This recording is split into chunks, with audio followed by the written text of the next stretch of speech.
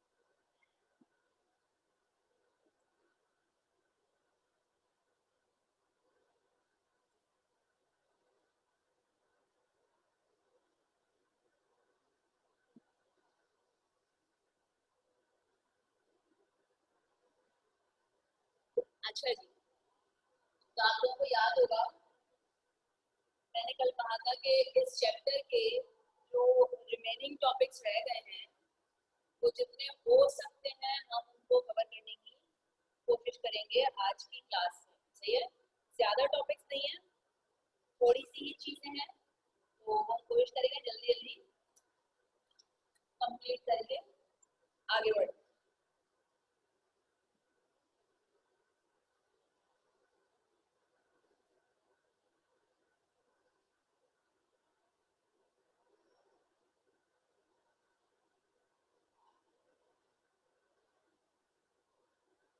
जी जी, मैं हल्का ही बोल रही थी। अच्छा, अभी तक सिर्फ 3 ही बच्चे आए हैं? नहीं बेटा, 6 पार्टिसिपेंट्स हैं, यानी 5 बच्चे हैं।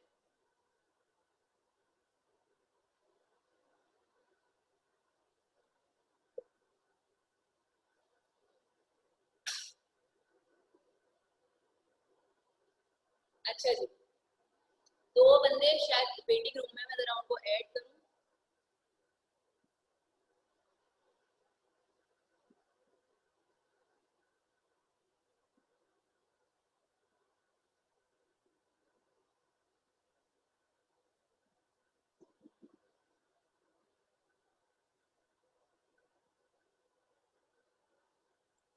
ओके,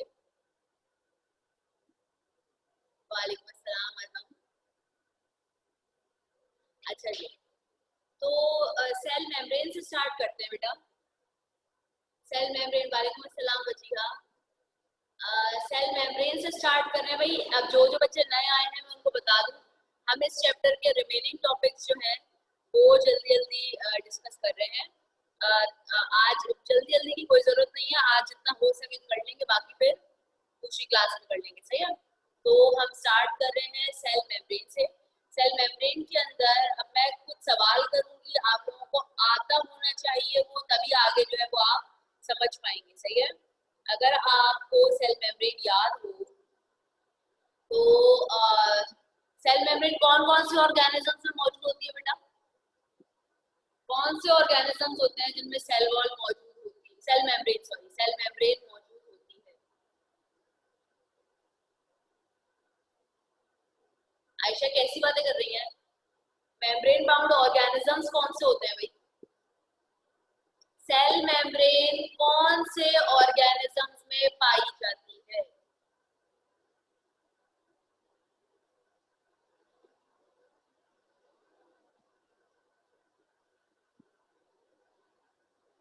इकरा एनिमल्स में नहीं पाई जाती, यानी वजीहा यानी माइक्रोस्कोपिक ऑर्गेनिज्म में नहीं पाई जाती।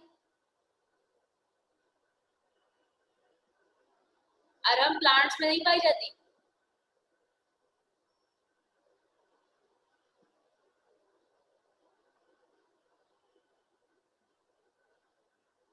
सब में होती है, ये जवाब दिया ना वजीहा और फराज ने फाइनली।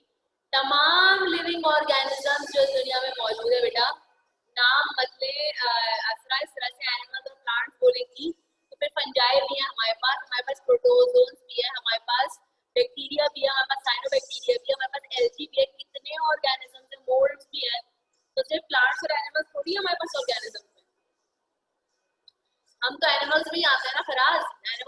दिया आप लोगों ने। यानी इस दुनिया में जितने ऑर्गेनिजम्स पाए जाते हैं सब में सेल मेम्ब्रेन मौजूद है।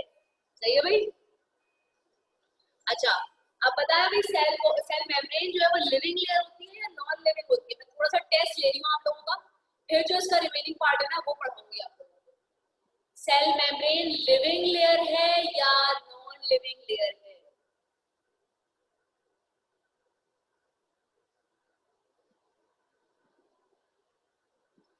अरहम और इकरा कह रहे हो, फराज कह रहे हैं लिविंग लेयर। एक्सीलेंट आंसर, सबसे सही बताया भाई आयशा आपने भी।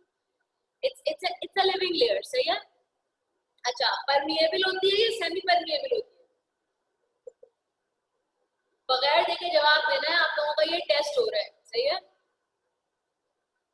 वजीहा बोल रही है सेमी, फराज बोल रहे हैं सेमी। किसने अभी ऊपर परमिएबल बोला था? किसी ने परमिएबल भी बोला था। अरहम कह रहे हैं परमिएबल, फिर अरहम वापस पलट गए सेमी पे आ गए। सो सेल मेम्ब्रेन, अरहम बावले हो गए, इतना सेमी सेमी सेमी लिख रहे हैं, क्या हो गया अरहम? दिख गया मुझे भाई। तो सेल मेम्ब्रेन कैसी होती है? Semi permeable. सेमी परमिएबल का मतलब क्या होता है भाई? अब मुझे बताएंगे इसका जवाब, मैं अब नाम लेके पूछूंगी। अब मुझे इसका जवाब कौन बताएगा? ज्यादा बच्चे आज आए नहीं है। चले भाई अकरा आप बताएं मुझे, सेमी परमिएबल का मतलब क्या होता है? कुछ चीजों को पास होने देती है और कुछ को रोक देती है। Exactly, excellent answer. एक ऐसी मेम्ब्रेन जो कुछ चीजों को पास होने दे और कुछ को ना गुजरने दे अपने अंदर से, ऐसी लेयर कहलाती है सेमी परमिएबल मेम्ब्रेन। अच्छा, अब फराज आप मुझे बताएंगे सेल मेम्ब्रेन बनी हुई किससे होती है? कॉम्पोजिशन बताएं cell membrane.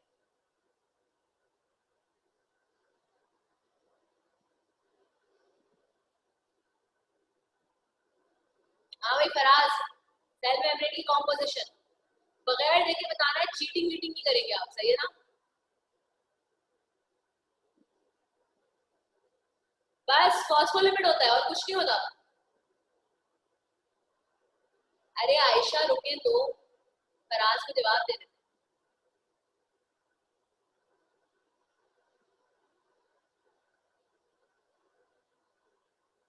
Faraz, lipid bilayer का मतलब क्या होता है? फराज से पूछ रही हूँ मैं, फराज से पूछ रही हूँ भाई, आप सब फराज है क्या? दो लेयर्स मौजूद होती है लिपिड की, सही है। तो फराज मेरा सवाल आपसे ये था कि फॉस्फोलिपिड के अलावा और कौन सी चीज पाई जाती है सेल मेम्ब्रेन में?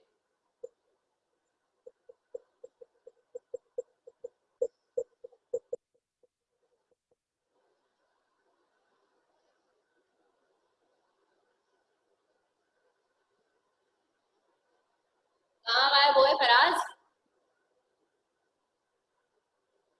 नहीं बेटा, सिर्फ ये नहीं होता। तो वजीहा आप बताएं भाई। मैं ढोल बजा टेबल पे बजा रही थी मैं। अरे वजीहा, सेल वॉल नहीं पूछा बेटा, क्या हो गया? सेल मेम्ब्रेन पूछा है मैंने। कंफ्यूज क्यों हो रहे हैं आप लोग? साथ साथ नहीं पढ़ रहे इसका मतलब ये है मैं टेस्ट नहीं ले रही तो आप लोग पढ़ भी नहीं रहे साथ साथ। हाँ,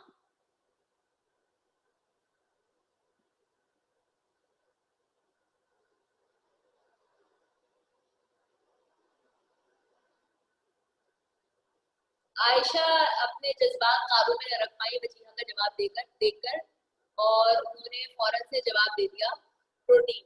आयशा ने जवाब तो सही दिया है। आयशा वैसे तो एक्सीलेंट आंसर, सही जवाब दिया है, लेकिन भाई देखिए आप लोग जरा सा वेट करें, सही है। मैं जरा नाम लूंगी ना फिर बताइएगा आप लोग, मैं सबसे पूछूंगी, सबसे पूछूंगी, सही है भाई। कोई ऐसा मसला नहीं है, सबसे पूछा जाएगा। तो आयशा ने जवाब दे दिया भाई, फॉस्फोलिपिड के साथ क्या मौजूद होते हैं? प्रोटीन मौजूद होते हैं, सही है। और असरा बहुत ही आगे बढ़ गई, फंक्शन भी पहुंच गई। असरा जरा वेट करें, इतना जज्बाती क्यों हो जाते हैं? जो पाकिस्तानी लोग हैं ना, ये बड़े जज्बाती लोग होते हैं। सब्र का दामन जो है ना हाथ से जाने देते हैं, सब्र का दामन छूट जाता है, जब्त नहीं रहता।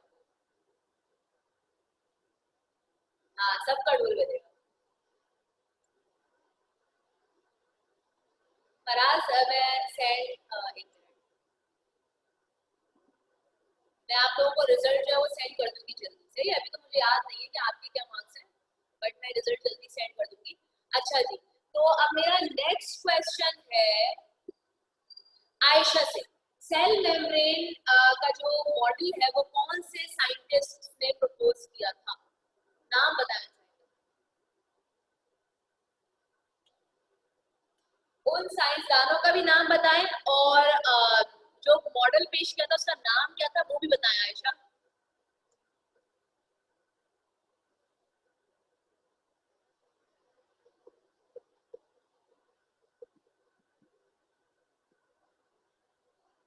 एक जवाब तो आपने बिल्कुल सही दिया है Ayesha, fluid Mosaic model, but scientist आपने पूरे नहीं बताए। सिंगर एंड निकोलसन, ये दो साइंसदान थे जिन्होंने सेल मेम्ब्रेन का मॉडल प्रपोज किया, which was called as fluid Mosaic model.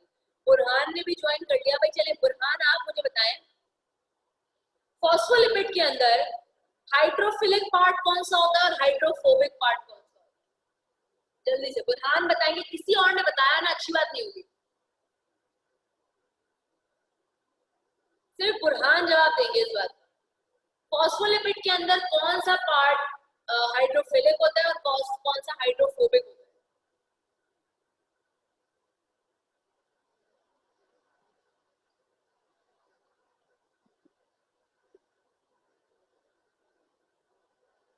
यहीं से एग्जैक्टली यहीं से पिटाई होगी आपको। कहाँ गायब है बुरहान?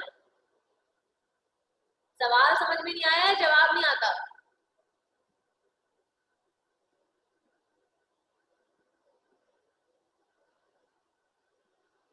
अरे हम जरा सबर करेंगे आप।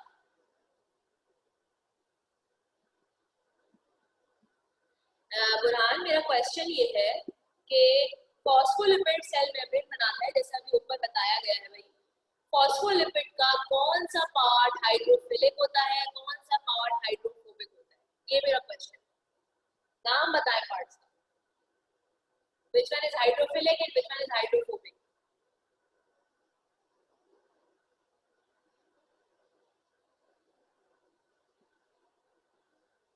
एग्जैक्टली बहुत इजी है। कुरान जल्दी से बता दे भाई, इन बच्चों को बड़ी मुश्किल से कंट्रोल किया हुआ है। ये टाइप करके बैठे होंगे कि मिस नाम ले और हम फौरन सेंड कर दें।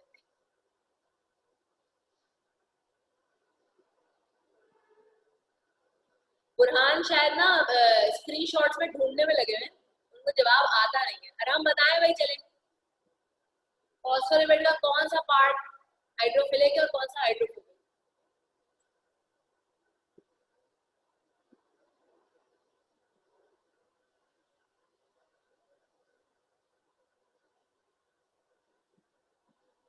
ये अरहम जो है ना, अरहम आप पिटेंगे जब क्लासेस शुरू होंगी ना, बहुत बुरा पिटेंगे। ऐसे जवाब देते हैं, ऊपर वाला फोबिक नीचे वाला फिलिक, ये होता है जवाब। कौन बताएगा? बजीहा चले आप बताएं, which part is hydrophilic and which part is hydrophobic?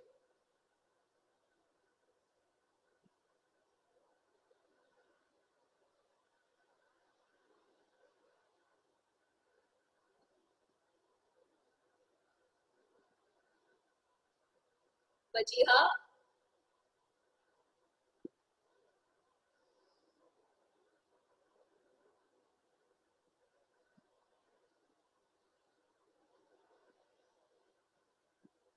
अच्छा टाइप कर, पूरा प्रॉपर आंसर देंगी मुझे लगता है।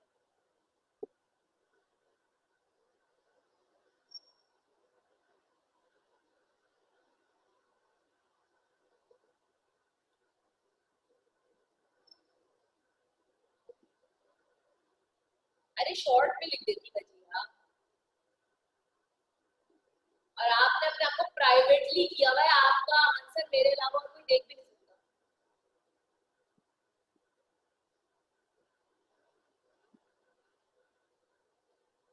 फराज आप बजीहा हैं।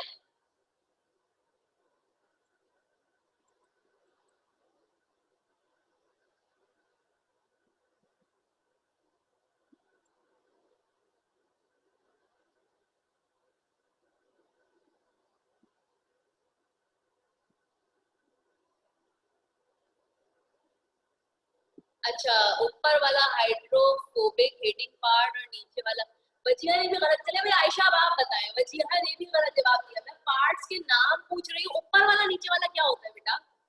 फॉस्फोलिपिड दो चीजों से बना हुआ है।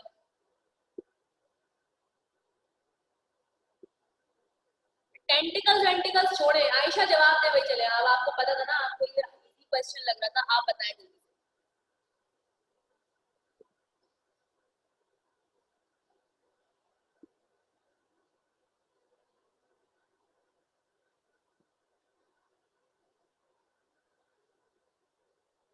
अरे भाई, आप लोगों में से कोई क्वेश्चन ही नहीं समझ पा रहा है कि मेरा क्वेश्चन क्या है। बेटा फॉस्फोलिपिड दो पार्ट्स, दो चीजों से मिलकर बनता है ना, फॉस्फोरस और लिपिड। मेरा क्वेश्चन ये है कि उनमें से कौन सा हाइड्रोफिलिक पार्ट है, कौन सा हाइड्रोफोबिक पार्ट। इतना सा क्वेश्चन आप लोग समझ में नहीं आ रहा?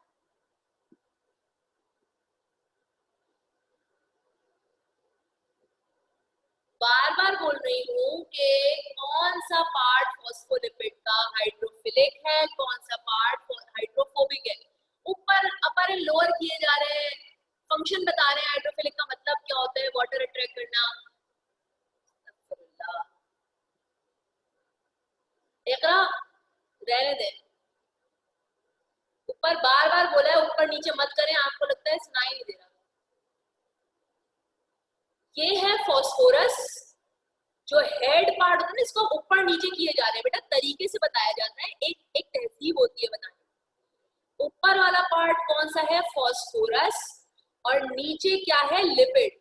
बोले भाई इसका जो फॉस्फोरिक एंड है वो हाइड्रोफिलिक होता है, इसका जो लिपिड पार्ट है वो हाइड्रोफोबिक होता है। ऊपर वाला नीचे वाला क्या होता है?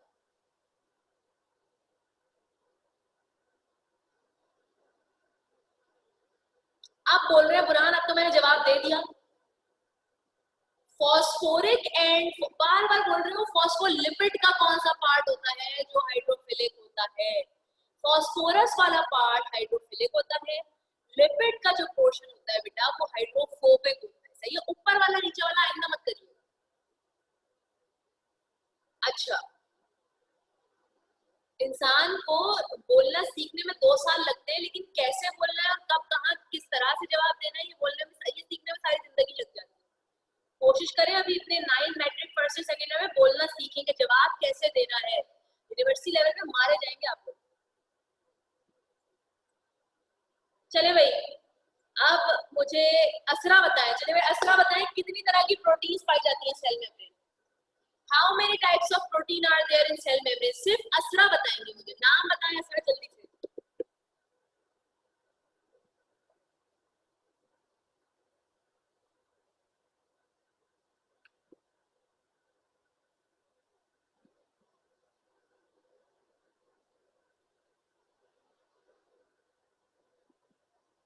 चले very good, intrinsic protein and extrinsic protein. अच्छा, आयशा मुझे बताया भाई इंट्रिंसिक प्रोटीन क्या होती है?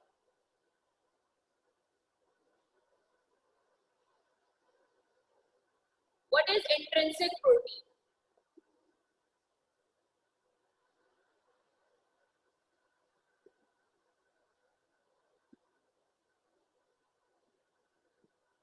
आयशा बताएंगी भाई।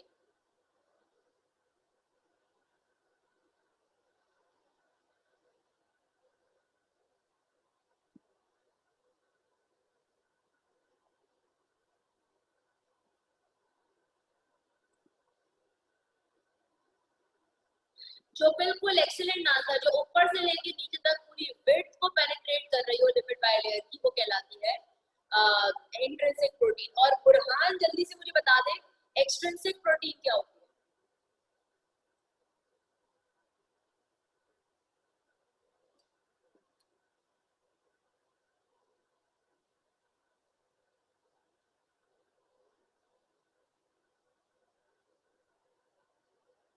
हाँ भाई बुरहान।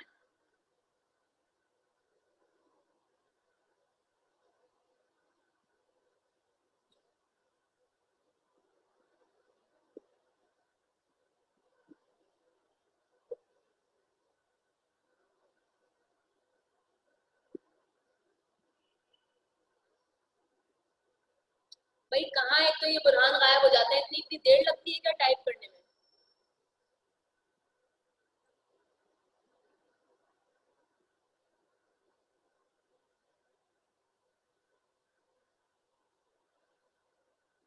ऐसी मेम्ब्रेन असरा जो लिपिड बाइलेयर के या तो बाहर की तरफ पाई जाती हो या अंदर की तरफ पाई जाती हो, यानी उसकी फुल थिकनेस को पेनिट्रेट जैसा आपने बोला नहीं करती। सही है बेटा, इतना देर से जवाब दे रहे हैं फरहान। ऐसी क्या कहलाती है ऐसी प्रोटीन? एक्सट्रिंसिक प्रोटीन कहलाती है। सही है। अच्छा, फंक्शन को एक बच्चा बता दे। वजीहा, चले आप बताएं मुझे फंक्शन। सारे सेल मेम्ब्रेन के जो हमने फंक्शंस पढ़े थे ना, जल्दी जल्दी वो बता दें ताकि फिर हम जो एक टॉपिक रह गया सेल मेम्ब्रेन का वो जल्दी से डिस्कस करें। क्या होता है फंक्शन सेल मेम्ब्रेन के?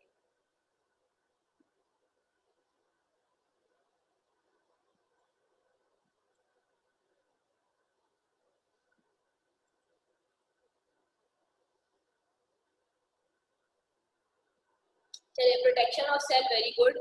और सारे बताएं ना।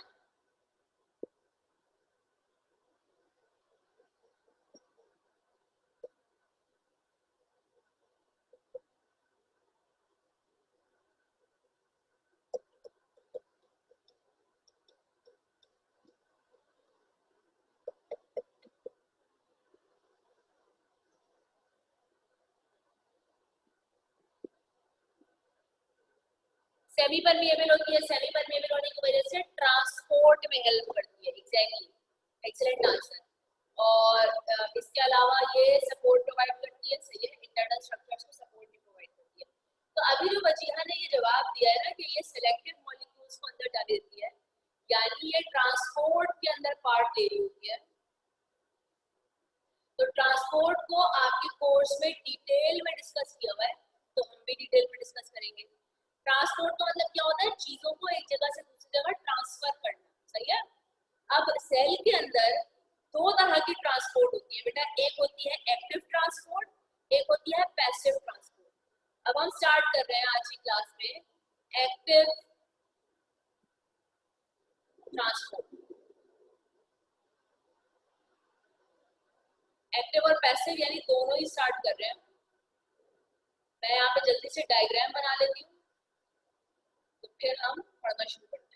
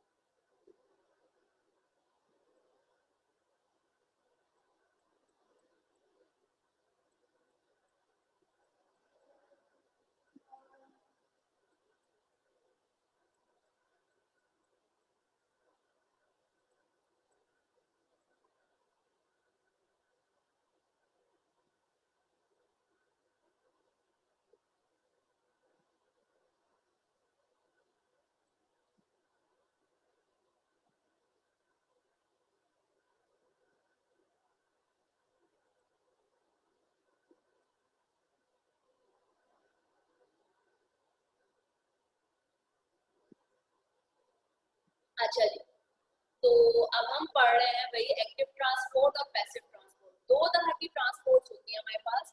Number one is passive and number two is active. एक ऐसी ट्रांसपोर्ट जिसके अंदर किसी भी एडिशनल एनर्जी की जरूरत नहीं होती, यानी पार्टिकल्स, ये देखें बीच में मैंने क्या बनाया हुआ है, दिस इज,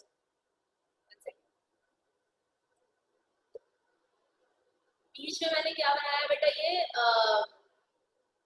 ये है सेल मेम्ब्रेन। सही है। सेल मेम्ब्रेन से आप देखिए पार्टिकल्स एक साइड से दूसरी साइड की तरफ मूव कर रहे हैं। सही है। तो एक ऐसी ट्रांसपोर्ट जिसके अंदर पार्टिकल्स को एक जगह से दूसरी जगह मूव करने के लिए किसी एडिशनल एनर्जी की जरूरत नहीं होती। जी जी वही चल रहा है बेटा, सेल मेम्ब्रेन के टॉपिक में पढ़ रहे हैं जरा ये हम। सेल मेम्ब्रेन का जो आपने अभी फंक्शन बताया ना ट्रांसपोर्ट की, वो ट्रांसपोर्ट करती है सेल मेम्ब्रेन बाहर से अंदर, अंदर से बाहर चीजों की। तो हम ट्रांसपोर्ट को ही डिटेल में पढ़ रहे हैं कि ट्रांसपोर्ट दो तरह की होती है, एक्टिव ट्रांसपोर्ट और पैसिव ट्रांसपोर्ट। सही है। पैसिव ट्रांसपोर्ट के बारे में मैं बता रही हूँ कि एक ऐसी ट्रांसपोर्ट जिसमें पार्टिकल्स को एक जगह से दूसरी जगह मूव होने के लिए किसी एडिशनल एनर्जी की जरूरत नहीं होती, वो क्या ऐसी ट्रांसपोर्ट क्या कहलाती है, पैसिव ट्रांसपोर्ट कहलाती है। ठीक है। बचिया ये एंडोसाइटोसिस एक्सोसाइटोसिस नहीं है, वो हम बाद में पढ़ेंगे, अभी इसमें ध्यान दे भाई।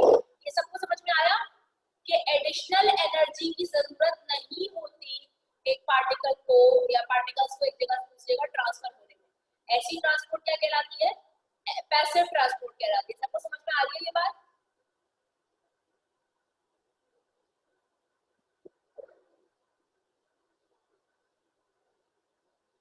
सब बताएं भाई ताकि हम आगे बढ़े। नो एनर्जी,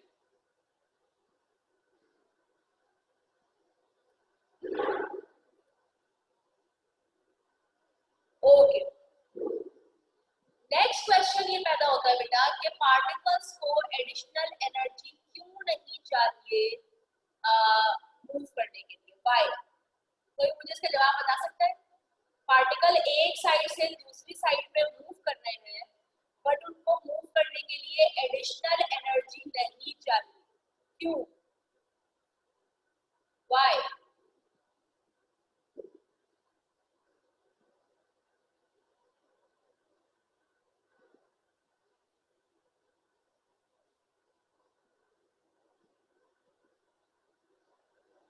कोई मुझे बता सकता है जवाब जब मैं बताऊं?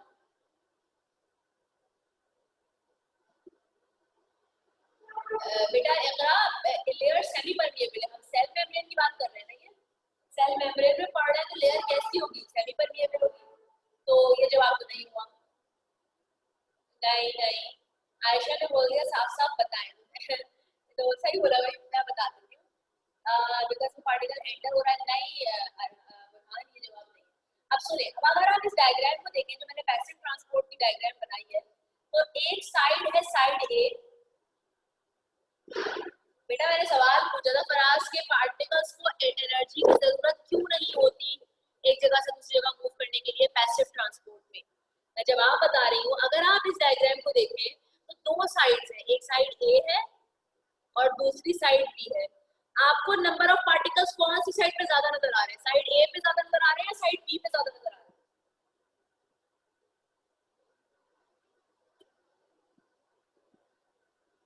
ए पे ज्यादा नजर आ रहे हैं ना। तो होता ये है बेटा, अगर आप लोगों ने अभी तो फिलहाल आप लोगों ने फिजिक्स में पता नहीं शायद ना पढ़ा हो, मोशन एक चीज होती है, यानी पार्टिकल्स जो होते हैं वो कंटिन्यूअसली मोशन में होते हैं, वो कंटिन्यूअसली मूव कर रहे होते हैं। सही है। पार्टिकल्स फिजिक्स में पढ़ा है ऐसा कुछ आप लोगों ने या नहीं पढ़ा?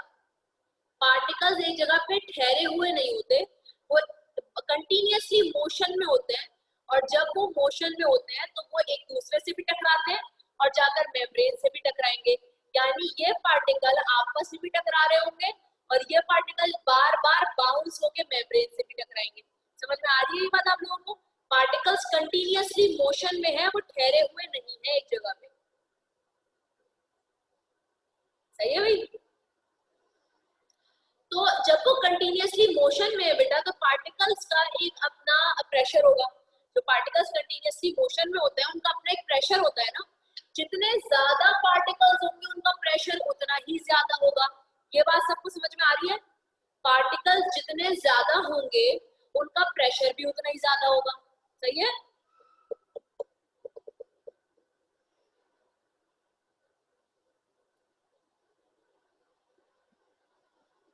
सबको समझ में आई है बात?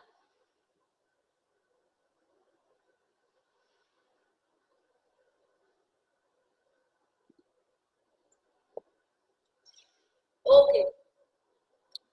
तो जब पार्टिकल्स, अब देखिए इस तरफ भी पार्टिकल्स मोशन में प्रेशर लगा रहे हैं। सही है, इनका एक प्रेशर है। ये जो बी साइड है इसमें भी पार्टिकल्स मोशन में, इसमें भी प्रेशर लगा रहे हैं पार्टिकल्स। आप मुझे बताएं कि कौन सी साइड के पार्टिकल्स का प्रेशर ज्यादा होगा, साइड ए के पार्टिकल्स का प्रेशर ज्यादा होगा या साइड बी के पार्टिकल्स का प्रेशर ज्यादा होगा?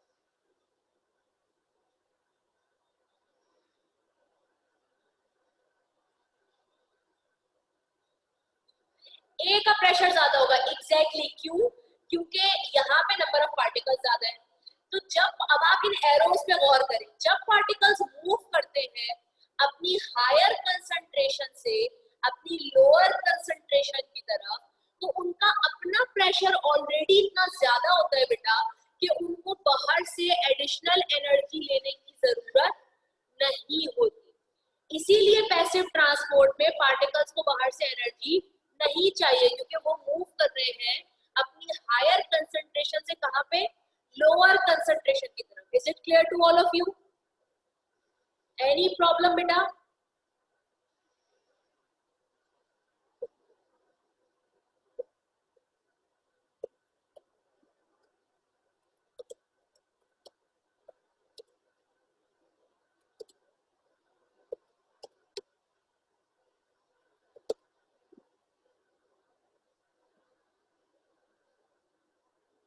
बेटा अंदर सिर्फ इतने से नहीं गए आराम, अभी अंदर इतने से ही मौजूद है, बाहर से और अंदर जाएंगे। क्या हो गया फराज? मैंने तो कल ही सेंड कर दिया था क्लास के दौरान ग्रुप पे। अच्छा शायद बॉयज के ग्रुप पे नहीं किया होगा, मैं बॉयज के ग्रुप पे हूँ नहीं भाई, मैं किसी और टीचर से बोलूंगी कि वो आगे ग्रुप पे सेंड कर दे, सही है?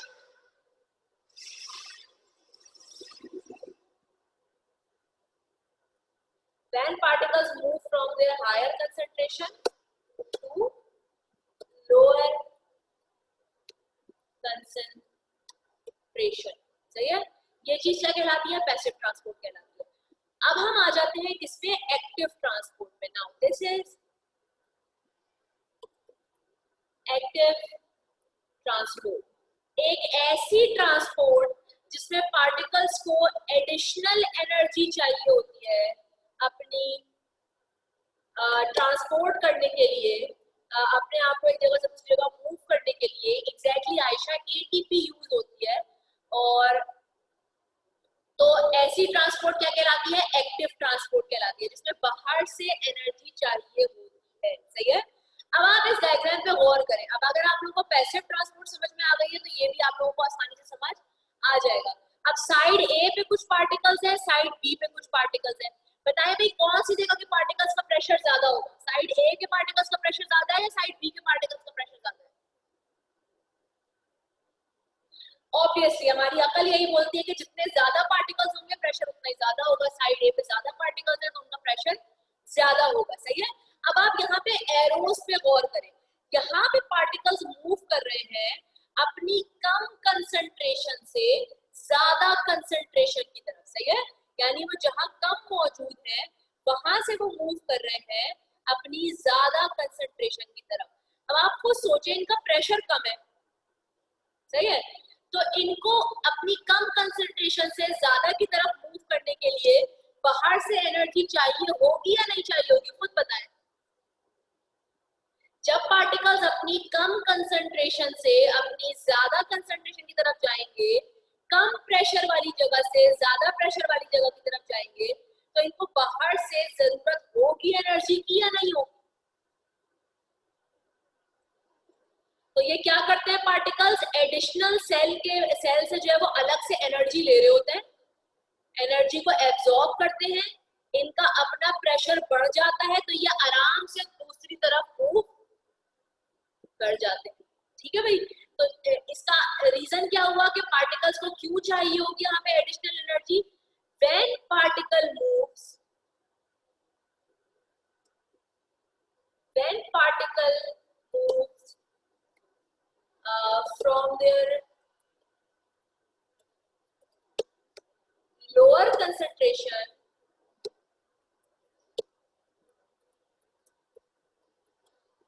to their higher concentration, तो उन्हें बाहर से एडिशनल एनर्जी चाहिए होती है, सही है भाई? एक्टिव ट्रांसपोर्ट, पैसिव ट्रांसपोर्ट सबको समझ में आ गया?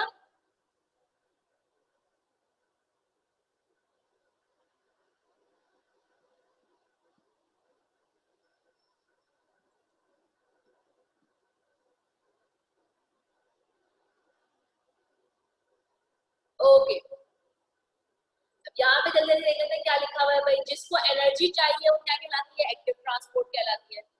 एक्टिव ट्रांसपोर्ट एनर्जी क्यों चाहिए होती है? जब पार्टिकल्स अपनी लोअर कंसंट्रेशन से हायर कंसंट्रेशन की तरफ जाएंगे तो उन्हें बाहर से एडिशनल एनर्जी चाहिए होगी। एक्टिव ट्रांसपोर्ट बेटा दो तरह की होती है। वजीहा ने टॉपिक के शुरू में बोला था कि ये एंडोसाइटोसिस और एक्सोसाइटोसिस जैसा लग रहा है।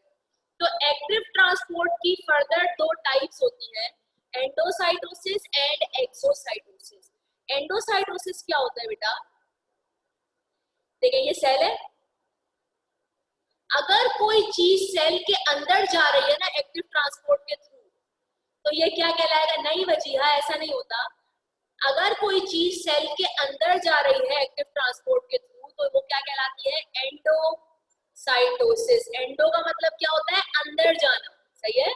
तो अगर एक्टिव ट्रांसपोर्ट के थ्रू कोई चीज अंदर जा रही है सेल के तो वो क्या कहलाएगी? एंडोसाइटोसिस कहलाएगी। अब मैं वजीहा की कंफ्यूजन को दूर कर देती हूँ। एंडोसाइटोसिस मजीद दो तरह की होती है बेटा, पिनोसाइटोसिस, PINO, पिनोसाइटोसिस और फेगोसाइटोसिस।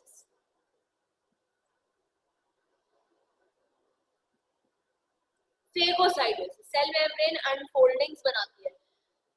एग्जैक्टली आयशा, हमारे बॉडी में नहीं, हमारे अंदर तो ऐसा नहीं होता। स्मॉलर ऑर्गेनिजम्स के अंदर फोल्डिंग्स बनाकर ही चीजें अंदर जाती हैं। हमारे अंदर तो वजाइकल्स के थ्रू चली जाती है ना डायरेक्ट, लिपिड बाइलेयर से, या फिर प्रोटीन के चैनल होते हैं ना, इंट्रिंसिक प्रोटीन, वहां से चली जाती है। जैसा आप बता रही है वैसा स्मॉलर ऑर्गेनिज्म में होता है, सही है। अब मैं वजीहा की बात को कंप्लीट कर रही हूँ भाई। एंडोसाइटोसिस क्या होता है? जिसमें कोई भी चीज एक्टिव ट्रांसपोर्ट के थ्रू सेल के अंदर जाए। एंडोसाइटोसिस फर्दर दो तरह की है, पिनोसाइटोसिस एंड फेगोसाइटोसिस। पिनो का वर्ड निकला है पीने से, यानी सेल का पानी पीना। जो सेल की ड्रिंकिंग होती है ना वो क्या कहलाती है? पिनोसाइटोसिस। और फेगोसाइटोसिस क्या होता है? सेल का खाना खाना, सही है।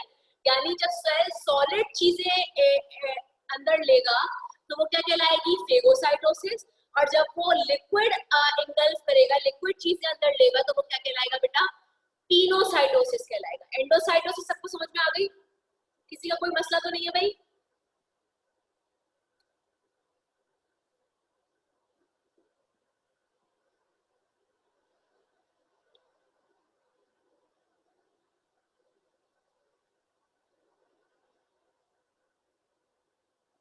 दोबारा बता देती हूँ बुरहान। एक्टिव ट्रांसपोर्ट दो तरह की है, एंडोसाइटोसिस, एक्सोसाइटोसिस। एंडो का मतलब क्या होता है? अंदर जाना, यानी जब भी कोई पार्टिकल एक्टिव ट्रांसपोर्ट के थ्रू सेल के अंदर जाएगा, ये चीज क्या कहलाती है? एंडोसाइटोसिस। अब एंडोसाइटोसिस दो तरह की होती है, पिनोसाइटोसिस या फेगोसाइटोसिस। सेल के अंदर बेटा खाने के मामले में, न्यूट्रिएंट्स के मामले में दो ही चीजें जाएंगी ना, या तो पानी जाएगा, या तो सेल को प्यास लगेगी, या सेल को भूख लगेगी। तो सेल का पानी पीना क्या कहलाता है? पिनोसाइटोसिस। और सेल का खाना खाना क्या कहलाता है? फेगोसाइटोसिस। अब क्लियर हुआ बुरहान?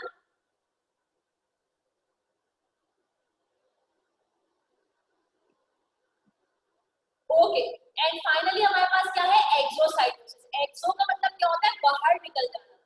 अगर कोई भी चीज एक्टिव ट्रांसपोर्ट के थ्रू सेल के बाहर निकल रही हो तो वो चीज क्या कहलाती है बेटा? एक्सोसाइटोसिस कहलाती है। आई होप आप लोगों को एक्टिव ट्रांसपोर्ट पूरा क्लियर हो गया होगा। किसी का कोई सवाल तो नहीं है भाई?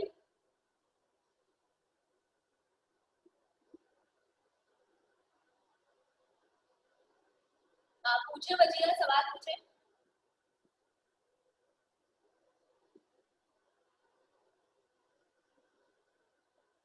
नहीं असरा, एक्सो की और कोई टाइप्स नहीं।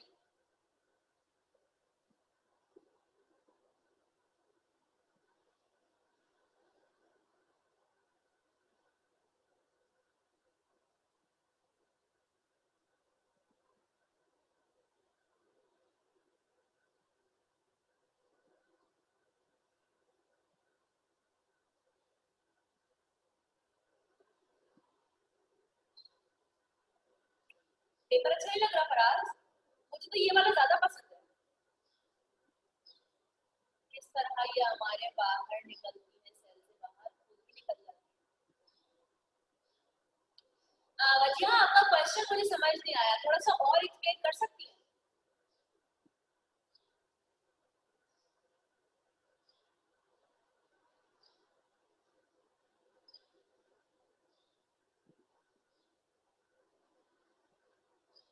है ना अरहम? मुझे भी ये बहुत अच्छा लगता है। ये असल में फर्स्ट ईयर के लेक्चर से मैं आपको पढ़ा रही हूँ। फर्स्ट ईयर की जो सेल वाली साइड है ना, उसमें मैंने ये बैकग्राउंड रखा है। तो ये टॉपिक क्योंकि आपके नए जो बुक है उसके अंदर ये टॉपिक है, तो मैं वहां से पढ़ा रही हूँ आपको। आपकी पुरानी बुक के अंदर ये इतना डिटेल में नहीं बताया हुआ था सेल में, है ना इंदिरा? थैंक यू बेटा। बच्चियों आप अपने क्वेश्चन को थोड़ा सा और एक्सप्लेन करें। मिस ये किस स्ट्रक्चर में बाहर निकलती है और खुद अंदर चली जाती है? बच्चियों आपको गोल्जाई बॉडीज याद है? गोल्जाई बॉडीज का काम क्या था? वो सीक्रीशन बनाती थी ना, और वो सीक्रीशन कैसे हमारी बॉडी में बनती थी? वजाइकल्स के अंदर बनती थी, थैलियों के अंदर वो सीक्रीशंस बनती थी। तो थैलियों के अंदर बन बन के वो हमारी बॉडी से बाहर निकल रही होती है सीक्रीशन, सही है। और अंदर आने का ये होता है बेटा कि जो फॉस्फोलिपिड होता है और जो इंट्रिंसिक प्रोटीन्स होती है ना, चैनल बना रही होती हैं, उनके थ्रू जो भी चीजें न्यूट्रिएंट्स वगैरह आने होते हैं वो हमारी बॉडी के अंदर आ जाते हैं, सॉरी सेल के अंदर चले जाते हैं, ठीक है।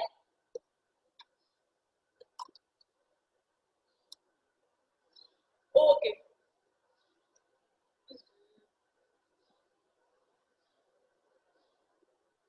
जल्दी जल्दी आज देख लेते हैं भाई। पैसिव ट्रांसपोर्ट को, एक ऐसी ट्रांसपोर्ट जिसमें हमें बाहर से कोई एनर्जी नहीं चाहिए, वो क्या कहलाती है? Passive transport. क्यों नहीं चाहिए हमें इसके अंदर एनर्जी? क्योंकि पार्टिकल्स मूव करते हैं अपने हायर कंसंट्रेशन से लोअर कंसंट्रेशन की तरफ। तो पढ़ ले बेटा, उसमें क्या है, उन्हीं का टाइम जाया होगा।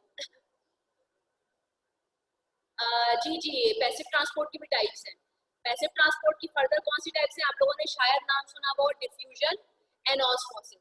कोई आप में से मुझे बता सकता है व्हाट इज डिफ्यूजन?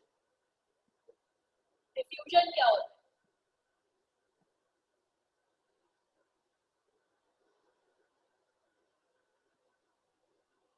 ऑस्मोसिस पता है? अगर किसी को डिफ्यूजन पता है तो वो बताए भाई, आगे फिर मैं बता दूँ। नहीं यार,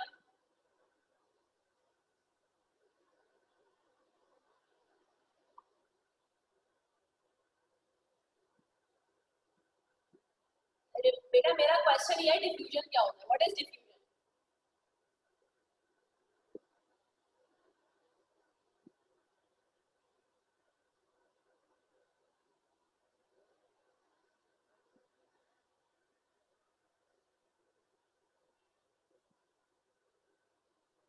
अरे नहीं यकरा, चले मैं बताती हूँ।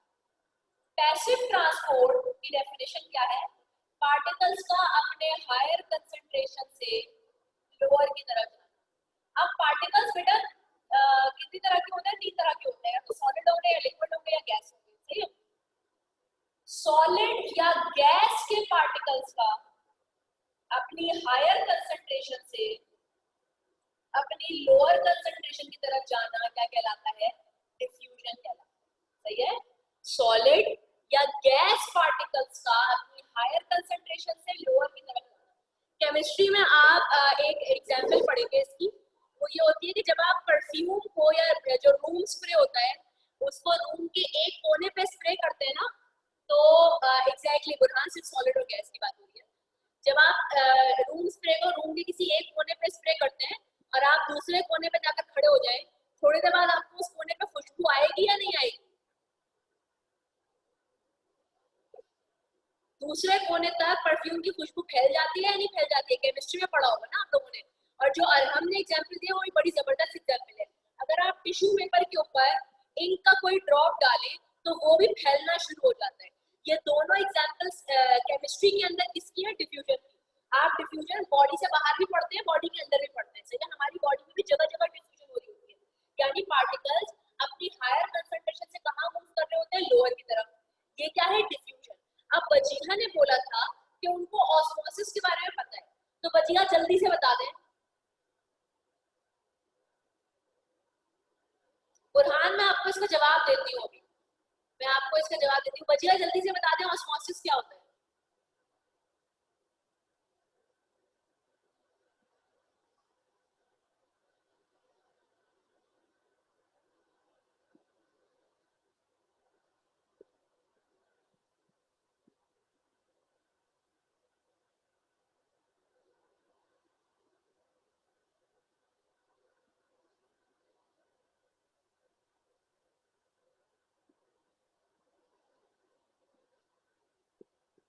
एक्सीलेंट आंसर बचेगा। वाटर मॉलिक्यूल्स का मूव करना from their higher concentration to their lower concentration, but एक चीज आपने मिस कर दी, by passing through semi permeable membrane.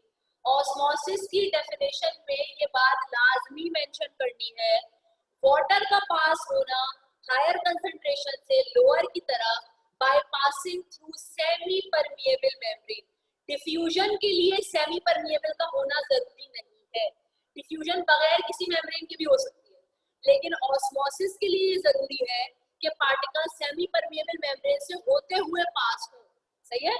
और बुरहान में आपका जवाब दे देती हूँ आपके सवाल का। आपका सवाल बड़ा अच्छा था कि इंक लिक्विड है, बट उसमें अगर आप देखें कोई सेमी परमिएबल मेम्ब्रेन मौजूद नहीं है।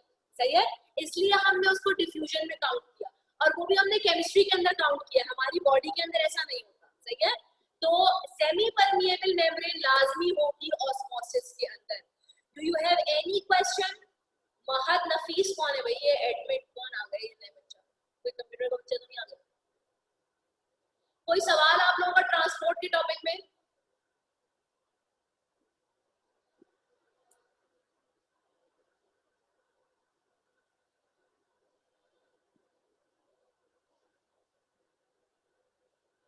ओके बेटा, तो क्लास को हम यहाँ पे एंड कर रहे हैं भाई। सही है, 5 मिनट रह गए और आपके इस टॉपिक में गालिबन 1 या 2 टॉपिक्स और एक्स्ट्रा रह गए, तो नेक्स्ट क्लास के अंदर हम उन टॉपिक्स को कंप्लीट कर देंगे ताकि ये चैप्टर रखा दफा हो, और फिर चैप्टर 1 के जो रिमेनिंग टॉपिक्स है ना वो भी हम कर लेंगे। सही है, आखिर के लिए नहीं छोड़ेंगे वरना बड़ा मसला हो जाएगा। फिजिकल क्लास पढ़ेंगे, हाँ बचिएगा, एग्जैक्टली। सही है भाई, तो मिलते हैं भाई नेक्स्ट वीक इंशाल्लाह। याद रखिएगा अपना। अल्लाह हाफिज।